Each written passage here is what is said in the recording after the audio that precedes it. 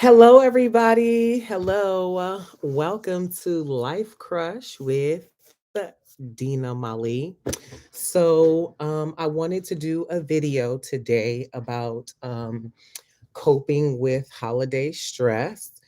You are going to see me avert my eyes because I have a list. It's not long, but I do have one.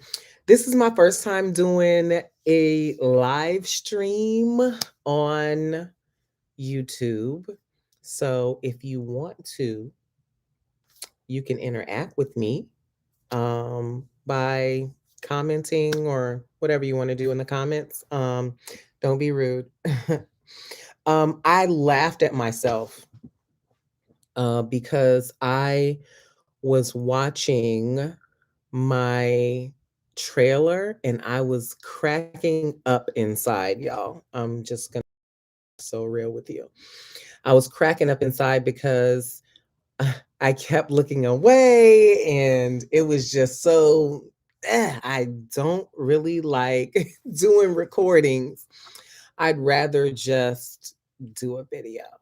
So, um I'm going to go ahead and get started with my list of 8 things. It's not long, not going to be a long video. Um, of 8 ways of coping with holiday stress or regular daily stress.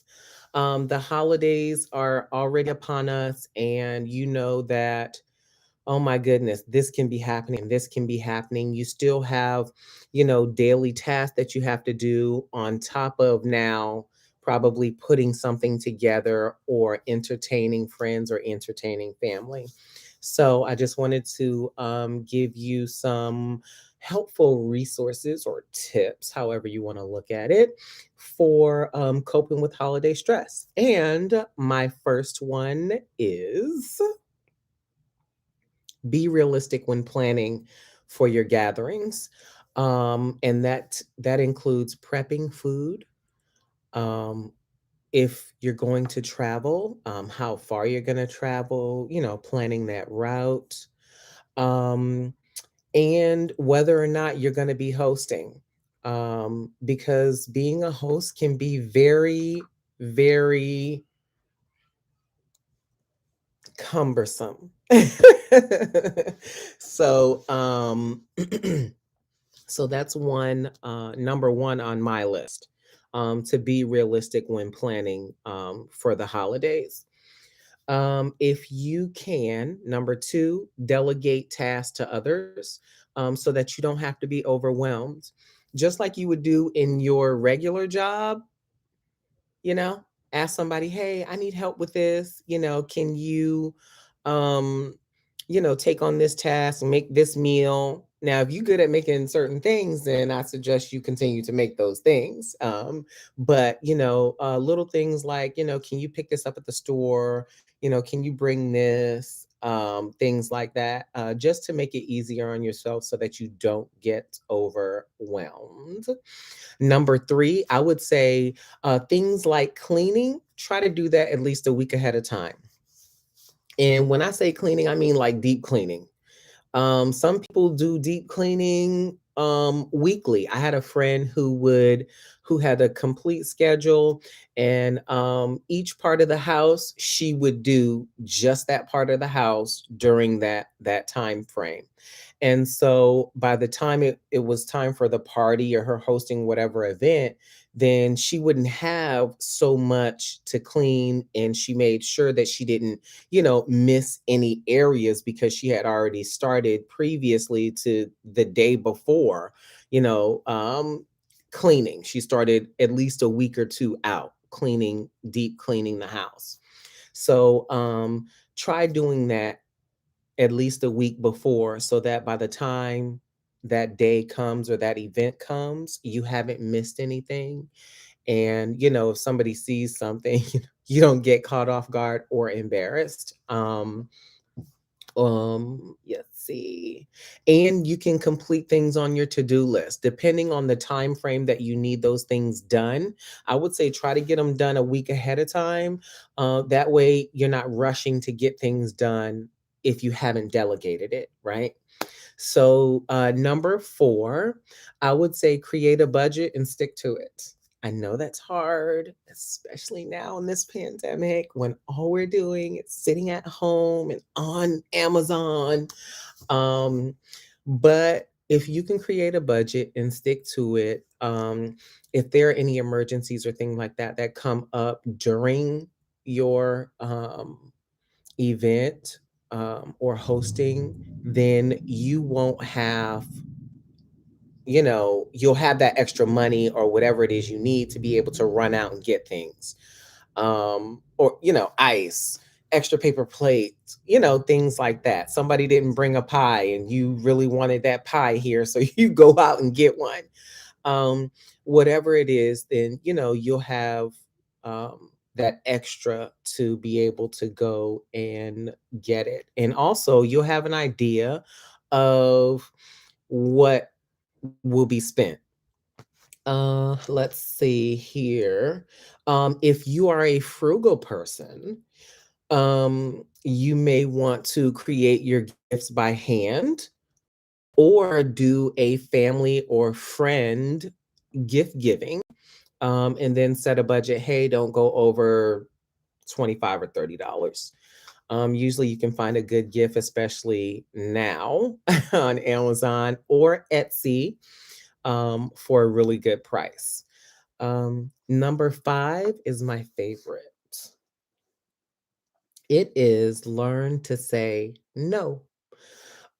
Sometimes, things are out of your control and we can't control that. So I would say if it's out of your control and you don't have to deal with it directly, I would say no. No, I'm sorry. I'm prioritizing over here right now and I'm not able to handle that. So I'm gonna let you handle it, fluff it up if you want. Oh no, you're better at it than me, girl. Go ahead, or guy, go ahead and do that. However you need to say no, politely, then do that. Especially if it's something that's going to throw your schedule off. You don't eh, you don't want that type of, headache. You don't want that type of headache. So just say no. Number 6, I don't know about a lot of you, but I have a routine that I do every day. It would consist of waking up, praying, doing my positive mantras, personal care, getting the kids ready, and then working out. I try to keep those healthy habits even during the holidays. Um, that will help with any stress eating. I'll just leave that one there. Okay. And sometimes it's okay to go ahead and, have a little extra this or extra that, especially if you're working out, you'll burn it off. Don't even sweat it, right? Sorry for the paper noise. It's a notebook. Um, Number 7, um, if you find yourself surrounded by chaos, then remove yourself from the area and go find a quiet place. In that quiet place, it could be a bathroom, it could be a car, um, it could be a park, a nearby park close to your house. If you have like a fire pit sitting out back, I don't know, people might want to be around that. Um, but just somewhere where you can go and possibly lock the door to just be away from everything, to have a moment to recoup. It is so important to have those moments to recoup because then we're able to function properly and at our best level. So when I take those moments to myself, I will do breathing techniques and repeat positive mantras to myself. So, me being a spiritual person, I will say something like, I have glitter on my eye. I don't say that. I will say something like, Calm is my portion. I am at peace with what's taking place. Holy Spirit, activate, activate, activate. Especially if you have a whole bunch of family around you and everybody's loud and you get a headache or something, or your temple starts to hurt, and you just need to have a moment to breathe and relax and to be by yourself, to find your center and to regain your composure. So I would just say positive things to myself. Prosperity is my portion. I am strong.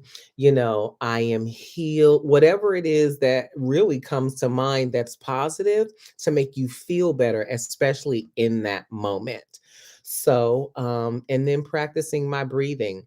It's been proven that breathing deep breaths and focusing on your breathing helps you mentally and your body to calm down and to focus on what it is you're doing or about to do. So, finding some breathing techniques would be good before your party, preferably. If not, just know to breathe in deep and exhale slow multiple times to calm yourself down. Number 8, my last one, is to enjoy yourself. Excuse me, during this pandemic, this climate, we have been losing so many people. People are, encountering deaths at a high rate. Some of them are from COVID. Some of them started with COVID and ended up being, something else. So I would definitely say to take time and just enjoy yourself. Enjoy being around your family, enjoy being around your friends. Only God knows how long we have here on this earth. And so, even if it's chaotic, taking a step back and finding your center and then coming back to find something, anything to laugh at. Um, um, playing games, doing funny photos, those are always fun. Those things are always fun. And so I would just tell you to just make sure that you're having fun in whatever it is you do.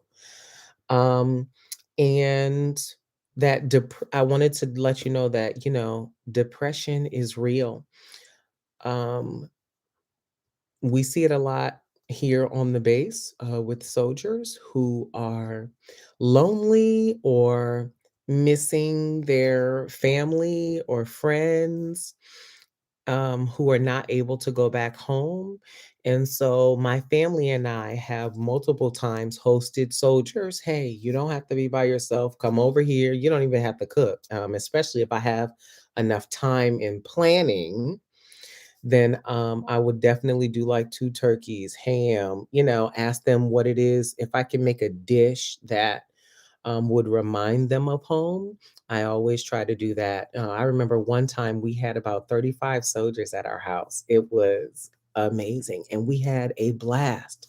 There were groups of people playing cards, group of people playing, excuse me, heads up, groups of people over here just laughing and joking, kids running around. So I would definitely encourage you, to just keep those who are by themselves in mind. And if you find yourself, connected or being contacted by someone saying, hey, I'm going to be by myself, if you feel like it, open up your home. You never know what kind of friend you would make, or how helpful you would be, or if you would save a life, because depression is real. Although I am praying against that right now in the name of Jesus. I put down below the National Suicide Prevention Line number. If you know anybody struggling with depression, please give them that number. It's a 24/7 number, so they can call anytime and talk to anyone at any time. Um, If you liked this information, please hit the like button. And I look forward to you leaving some comments about my 8 tips here. If you want to add to it, I would say, leave me a comment and let's talk about these probably more tips, but these are the tips that I go by. And if you want, subscribe to my channel for more Life Crush resources. Um, I hope these tips help you out during your daily or holiday festivities. And what was I going to say? I was going to say, oh, I purchased a Cricut and a Cricut press, and I am looking to do more crafting um as another way of generating income. So, I'm excited about using my Cricut. But I'll do another video and we can talk about that later. I hope you enjoyed this video and I look forward to hearing from you all. Bye.